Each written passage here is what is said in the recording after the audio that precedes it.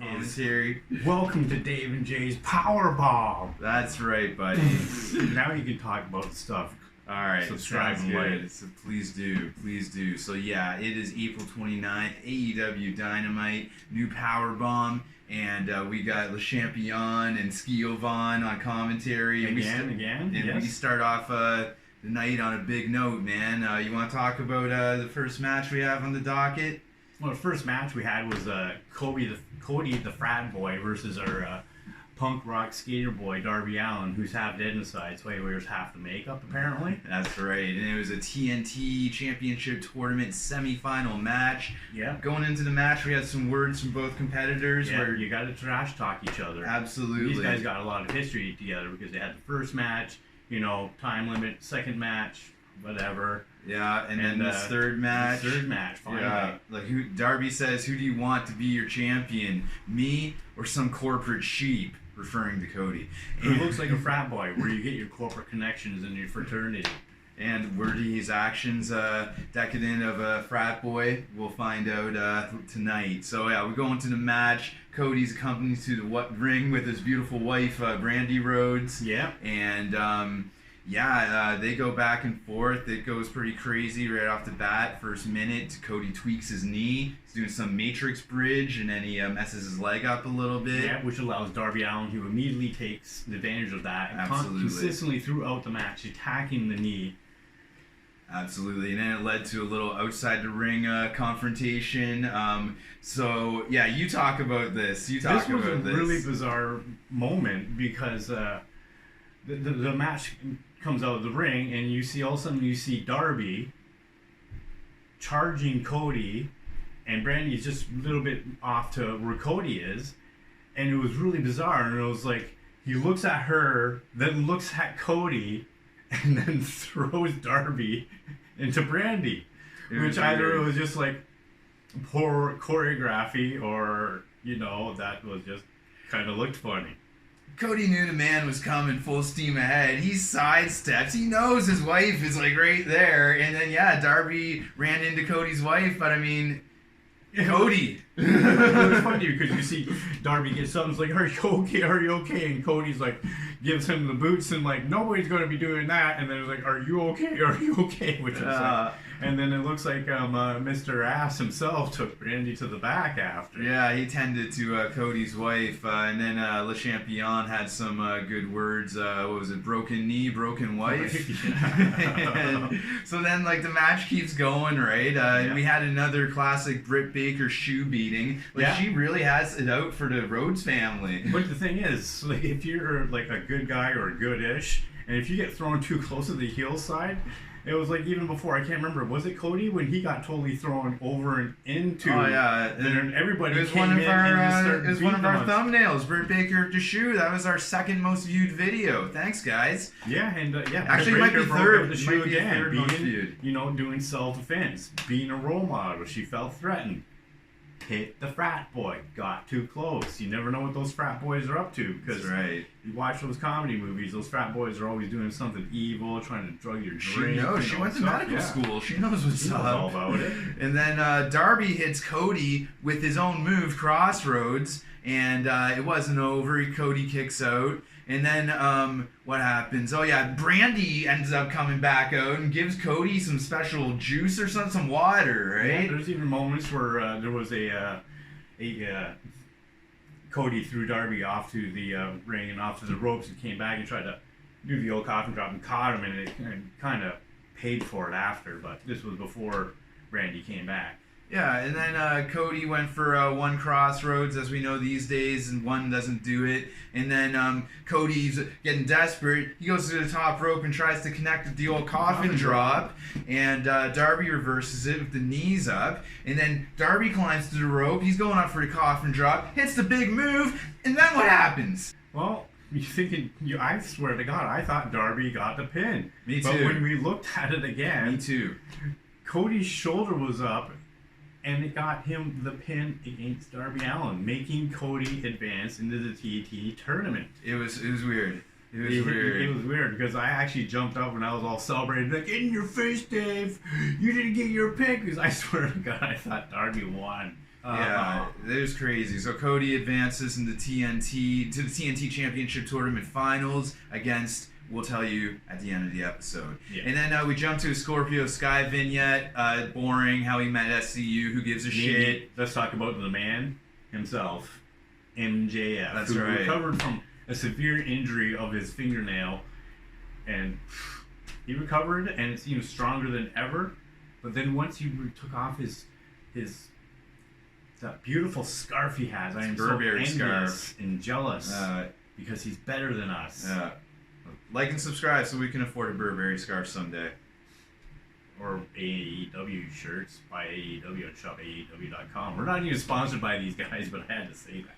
But MJF is on the shelf because he cut himself shaving earlier, and I don't know how many more weeks that's going to put him on the shelf for. He was really desperate to get onto a disease-infested plane to work in front of 8 of his peers, and he was super excited for it, but the shaving accident put him on the shelf indefinitely. But he'll be back. Yeah. And in the meantime, very soon. Yeah. In the meantime, we had Wardlow versus Musa. What color was his pants? I can't remember, but whatever. He would have been considered us the colored jobber. By the time Wardlow was done with him, he Musa'd his pants. And wow. Yeah, you know it. And yeah, so Wardlow the big win. He did that one move again where he's got the guy on the second rope and then he drops him on the knee, which is really cool. Yeah, and he didn't get as many rotations off his spinning airplane spin Brock Lesnar F5 move on this jobber, because the other jobber he went like 2.5 times. Like, it was pretty impressive. It did extra selling it, landing like broke. And but yeah, so Wardlow holding it down in the MJF camp, and then we had another episode of the Bubbly Bunch, and they're up in arms because they don't know who won that Flim Flam contest. I knew a Spanish guy. I don't know what they're all complaining about. Yeah, so they had to make up for this. There's like a questionable finish, if you will, and so Jericho proposed the idea. If any of you guys have heard of a good old fashioned Manitoba melee. Which was a pretty cool segment there. Absolutely. Like, there is a lot of people who, maybe they're honorary members of the Inner Circle, a lot of celebrities. I think I saw that one guy from Tiger King, Joe Exotic. They had each member of the Inner Circle. So basically, apparently appeared with a taser. Yeah, which Chris Jericho was like, was that Lou Ferrigno with a taser? Which was great comedy. So basically, their heart and soul of the segment was they're having this match, but they're doing it over FaceTime. So it's like, I'm hitting the camera, and then it cuts to another guy taking the hit, and then Lou Ferrigno has a taser, and then, Joe Exotic has a pool full of women. I don't know what happened, but it was a lot of fun, and that match was no contest. The fans won. And then we had the match of the night. I'm going to let you introduce this. Superbad, Absolutely. Superbad team versus Best Friends. Yeah. Or we should probably just say Penelope Ford and Friends versus Best Friends. Yeah, we could call Penelope Ford's team Three's Company. Yeah. It's a no DQ match, no countout match. It's a tag match. Yeah. It was awesome. It was great. Like, Havoc lays out Orange Cassidy early, throwing a chair in the man's face. And as usual, Cassidy, he's a great seller. He took that smash and then he got carried off by, I don't know, somebody. During the match, I think Jericho told us that funny little face on Trent's knee pad, that's actually a picture of Bill Murray. I did not know that. I thought it was a picture of something else, but it's Bill Murray. And then they went for a gang pin. I didn't know, like, when they pile on a guy, it's called the gang pin. Yeah, and this match was crazy. This is the match of the night. He had like at least 3 chairs in the ring at the time. 3 or 4. Even had a ladder, which they eventually broke. And, they're smashing people through everything. I believe it was Chucky smashed Jimmy Havoc on the 2 folded up chairs, and it just was. What the hell? The legs are all exposed. I thought one went through Jim Havoc's spine. Like, it was crazy. Man, this was an amazing match. These guys just they really put their bodies on the line, and like in AEW, like I watched NXT once, and I was like, other company, I mean, sorry, and it's boring to this, and man, match of the night. But Penelope Ford got involved too. Of course, you know, and then so did Orange Cassidy. Yeah, it was crazy. It was just chaos in the ring, and it was the most beautiful chaos you could ever watch. Oh yeah, Chuck E. T's a madman. Should we just tell him to finish? Like, it was crazy. We're gonna have lots of screen caps up there and everything. But what happened at the end? Chuck E. T has got, I think, Jim Havoc up in the pile driver position, and there's like 5 chairs in the middle of the ring. Yeah. He runs from the turnbuckle to the chairs in the middle of the ring, jumping powerbomb to Jim Havoc onto the chairs. 1, 2, count to 100. Yeah, Jimmy Havoc's it not was getting great. up. Yeah, it was awesome. Yeah. And so yeah, best friends. They big win. They should be tag team champions. Yeah, Jimmy Havoc, he's actually becoming a rising star. Oh, like he's not one of these big fit guys, but he's willing to put his body on the line. And he lives in the penthouse with Penelope Ford and Kip Saban. They've mentioned several times these guys live together in Los Angeles doing God knows what. Team Britain hanging out. And then they were making mention that Orange Cassidy is the greatest manager in professional wrestling history. That has dropped a few times. We'll see. So then we go to Britt Baker, Dr. Britt Baker, yes. And it is the role of being a role model, a role of a role model, I believe the segment is called, and it was pretty cool. She has this one girl named Rebel that she's bringing up, so right now she does her makeup for her because she's got to pay her dues, right? Yeah. And Britt Baker's teaching her the way to be, the way to live, and she's helping people. Yeah, and gave more tips about being a role model. Absolutely, and Britt Baker doing her thing, and she was in attendance tonight, and it's all good. And then we had the chairman, Shawn Spears, in a not-so-big match versus Baron Black. The jobber. Yes, and didn't go back and forth. Shawn Spears pretty much got him. Running C4, but then he didn't pin him there. Put him into the old sharpshooter, made famous by Bret Hart. He had this crazy expressionless expression on his face. Well, he had the sharpshooter locked in. Maybe he's going to feud with some members of the Hart family. I don't know, man. Because he's got that shirt that says Heartless. So maybe he doesn't like the Hart family. Maybe they didn't allow him to be part of it. I don't know. But then we got to a scene before the Exalted one Marko Stunt match where Marko Stunt's just talking about taking the beats every week and he's got a job to do.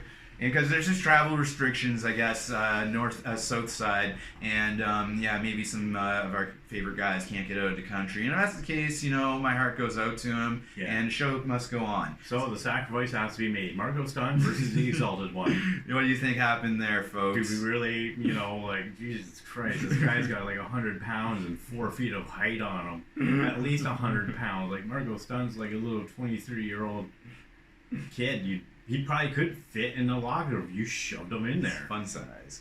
Yeah, he's fun size. So stop. Brodie, he's already dead. We don't need him to die anymore. Stop. There's a point where they're outside the ring. Brodie Lee gives him a devastating super kick. He goes back inside the ring. Marko Stunt should have stayed down right there, and he was already dead. Taking the 10 count. And then he comes in the ring, gets like a devastating swinging sidewalk slam, which sets him up for this devastating sit-down powerbomb move. And he was already dead. So Brodie Lee with the big win. And then this was a really good episode of Dynamite. We had words from Mox. Whatever. Yeah. And apparently he's having a match next week against Kazarian from SCU. We'll see if Mox shows up. Yeah. Also, MJF is returning next week, and we're having a great match next week. Les Sex Gods, Spanish God, and Le Champion versus Kenny Omega and Matt Hardy in a good old-fashioned street fight, taking it downtown to Chinatown, baby. That's going to be an excellent match. That's why Le Champion should be our champion, because of matches like this. Oh, bud, man. Bubbly bunch and doing commentary, flim-flam competitions. There's nothing that man can't do. And this leads into our main event, man. You let the world know, man, what's going on here. Murderhawk. Yeah. Geez, I almost want to bring up Jay Roberts for this entire segment. Okay. Let's roll with it. Okay. We had Murderhawk versus Dustin Rhodes. Came on out with Brandi Rhodes, who probably should have came out in a wheelchair after that savage beating she took from her own husband. We don't accept that kind of behavior in the South. This was Thank you, Jay. Not to laugh so hard. Thank you, Jay Roberts. So yes, this is a TNT tournament semifinal match. Could this be husband versus brother-in-law? So this match went actually quite a long time. I think over 2 or 3 commercial breaks. Yeah. And there is a point where one of them wasn't afraid to bleed. Well, when you break out the Murderhawk and you got to go along and fight him, you might take a hit or two in the head. He doesn't care if you're a geriatric old man, Dustin. You took the hits, you started to bleed. So yes, Dustin was just bleeding like a sieve. And then Jericho was saying, I like this Murderhawk. If I had him and Jake Hagar with me, there could be a Jake Roberts Inner Circle alliance. And then Dustin at one point, desperation move, hits the crossroads. I think it just got a 1 count. Murderhawk kicked out pretty big. Murderhawk's a real tough guy. It would only take a little bit of energy and stamina out of him. He's been training really hard down in wherever the hell we are in some southern states. I believe it's Louisiana. They let him back there after he got kicked out of the country and was forced to go to Japan for like 10 years, I think Jericho was saying, or something. I believe him. He's my hero. And then, Murderhawk, he's got a big move. I guess he's been saving for this episode. He's been practicing this one for a while in the backyard. He kind of did the old school cross, walking on the top ropes and doing the tight ropes there. He went a little bit further than the other kind of guy, but he didn't do no other company, just that. No other company. We better than those guys, so we did a moonsault and fuck people up. So this whole time, Dustin's been bleeding for a while now, probably over 2 commercial breaks. And then Murderhawk's like, well, I gotta make a statement. So he takes off the corner turnbuckle and exposes the steel there. Yeah. And then I just proceeds to play the tambourine of Dustin's bloody face about 58 times or so. Yeah, he was totally beat down. He even got, actually did the code red on Murderhawk there, which was pretty impressive. Yeah, he did the most damage probably to my minion. Sorry, I didn't get his character there. But even after that, Murderhawk just proceeded to beat on Dustin Rhodes so bad. Let's not expose the big thing, but I know Jay, the mind of the Roberts is a little slow these days because you stopped drinking. But what happened with the throw-in? The throw-in. We're going back to the when everybody in the family, was that Arn Anderson I saw there coming on out there? It might have been QT Marshall. Oh, actually, I think it was QT Marshall. I think Arn Anderson's in the same home that Jake Roberts is in right now, getting quarantined. But they all broke out a towel there because they're like, stop hurting my old man and my brother. We surrender. We surrender. And then Cody kind of like, grabbed it and was about to throw him. But Murderhawk says, you know what, I'm going to finish this off my way. And he dragged that old man back on in and proceeded to beat him multiple times in a brutal, vicious way by grabbing him by his head and going thunk, thunk, thunk, thunk, and then went down for the pin. And then the Rhodes crew was trying to be all fierce and was like, oh, old man Dustin beaten down, and Murderhawk just like, and they're all like, are you okay? Are you okay? Murderhawk for the win. Yeah, need a throat pin from the Murderhawk to put that old timer in his place, and it looks like it's going to be Cody and Murderhawk, as I predicted, to be the finals in the TNT Championship tournament. I didn't get any of my fucking. Well, actually, you got Darby. You got Darby. I picked Sammy. Remember? Oh, okay. No, this episode I didn't get anything. No. God, that really makes me upset. I bet it does. This is Dave and Jay's Powerbomb. Thanks for watching, guys. Thanks for watching. Yeah. Oh, this is good. Ah, my ear! What are you doing?